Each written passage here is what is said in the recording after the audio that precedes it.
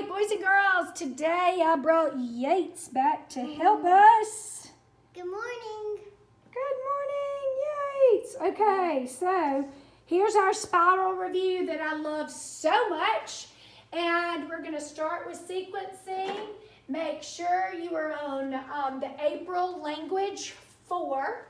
We're going to sequence these. We want to put them in order. This is about a boy named Tommy, and Tommy wants to plant a flower.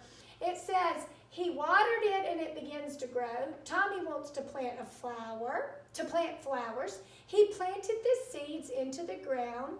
It grew into a beautiful flower. Actually, that should say they grew into beautiful flowers, right? Because he planted seeds in the ground. I think that's a typo. All right, so what is the first thing that's going to happen? The first thing that's going to happen.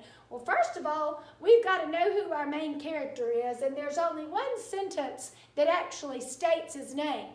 So what is the first thing, Yates, that is going to happen here? The first thing is Tommy wanted to plant flowers. All right, Tommy wants to plant flowers. So after he wants to plant flowers, what does he do, Yates? He planted the seeds into the ground. He plants the seeds into the ground.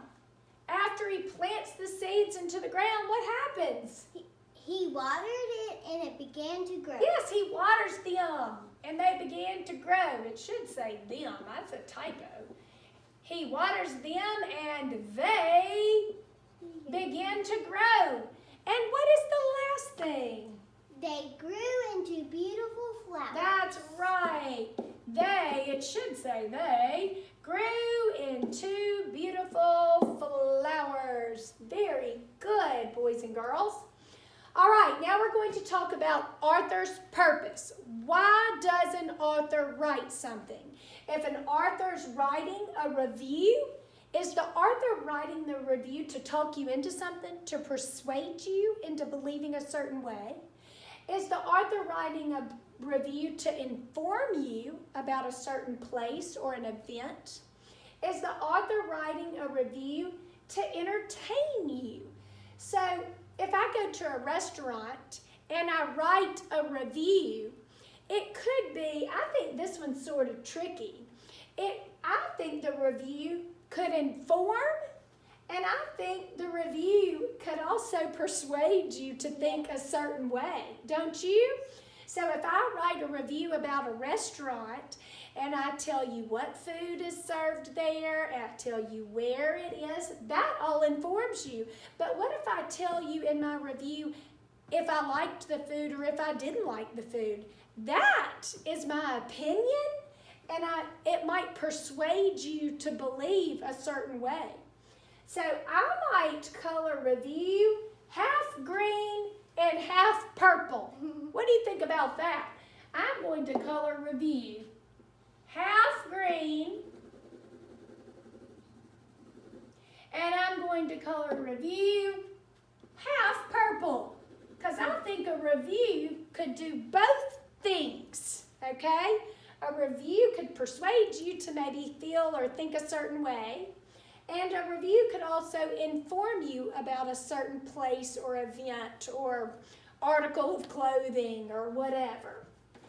All right, Yates, what about a poem? Why does an author write a poem? Usually to entertain you. I think you're exactly right.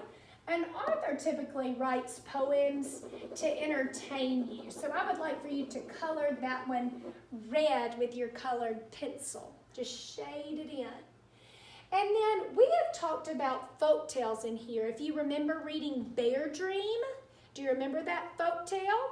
Why do you think that author wrote Bear Dream? We talked about this. Did the author write Bear Dream to persuade us, to try to talk us into thinking a certain way?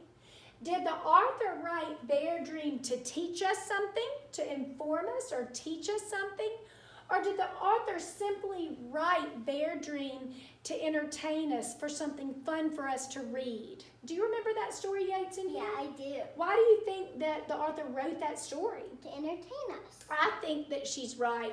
The author wrote that story to entertain us. So let's shade that one in red. All right, Yates, the last one. Why does an author write their opinion? Do you want to step in so they can see you? Why do you think an author would write their opinion? Maybe an author would write their opinion about how they feel about a certain president, about how they feel about Certain breeds of dogs. Sure.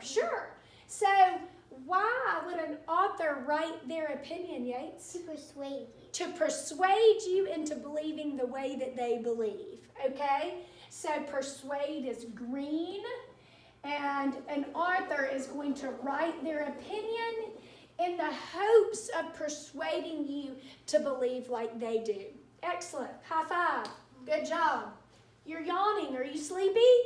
No. Okay. So do you want to step over here? She's going to write over here for us. Okay. All right, we have conjunctions here, boys and girls. And a conjunction is going to join two sentences, okay? You connect two sentences with a comma and a conjunction. And I know that this is two sentences because we hurry, subject and verb.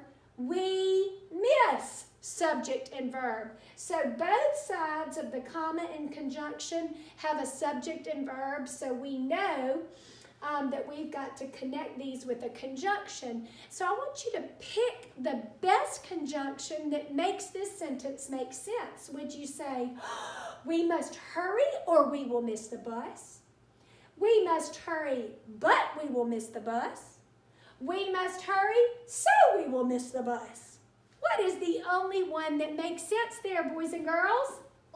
Or, very good, Yates. Oh, Yates, let's write in a color that we can see. How about the black? No, just write over it, sweetie. Or. Very good.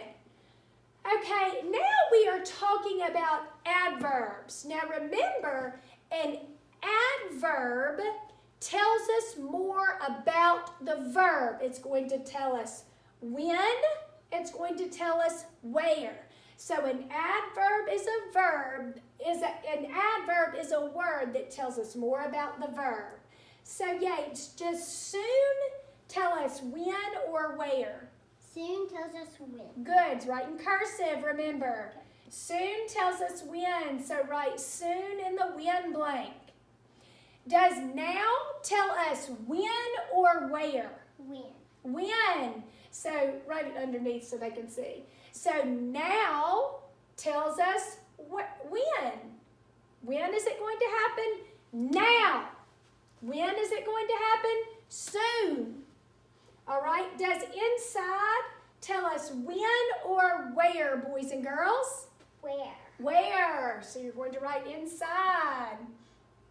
Write a little bigger, baby.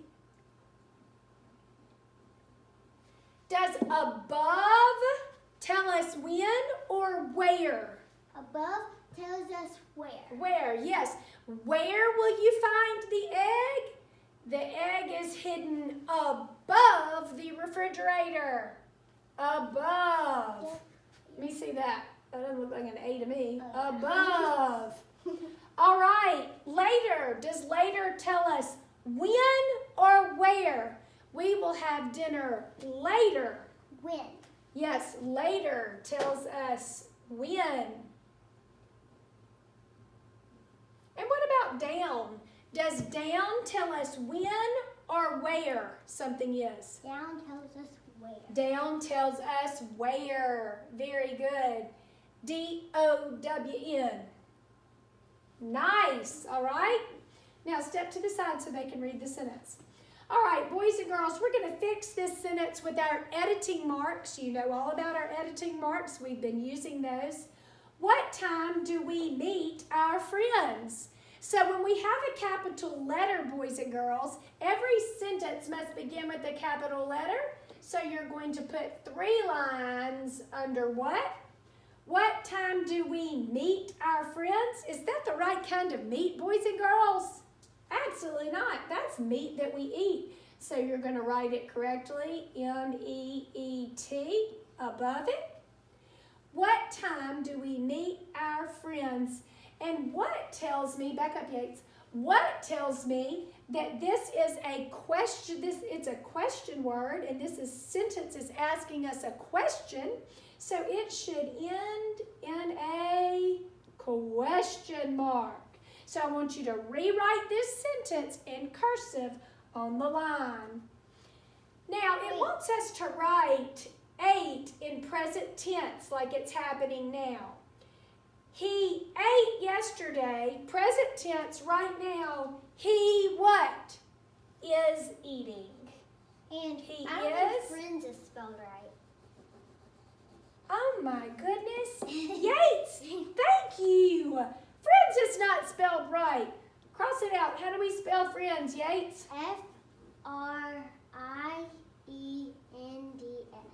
Thank you so much for catching that. Okay, boys and girls, so remember present tense. Yesterday he ate. Right now he is eating. Or I would accept he eats. Okay?